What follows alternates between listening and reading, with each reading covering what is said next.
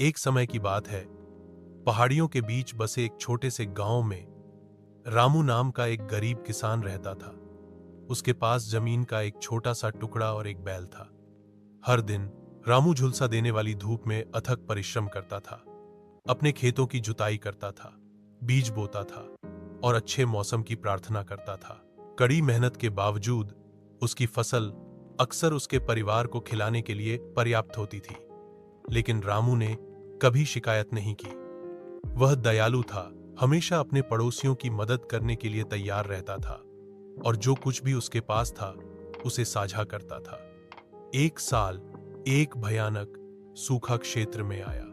फसलें विफल हो गईं और ग्रामीण भूखे रह गए। रामू के पास भी कुछ नहीं बचा था।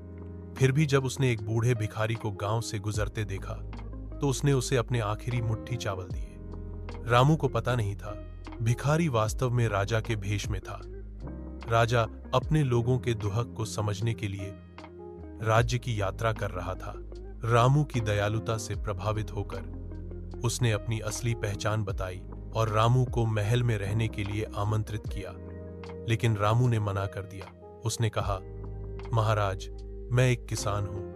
मुझे अपनी जमीन पर काम करने में खुशी मिलती है। मुझे धन की आवश्यकता नहीं है। मैं बस बारिश और सभी के लिए भोजन की कामना करता हूं। उनकी विनम्रता और बुद्धिमत्ता से प्रभावित होकर राजा ने गांव के लिए एक कुआं और सिंचाई प्रणाली के निर्माण का आदेश दिया। जल्द ही खेत फिर से हरे भरे हो गए और ग्रामीण समृद्ध हुए।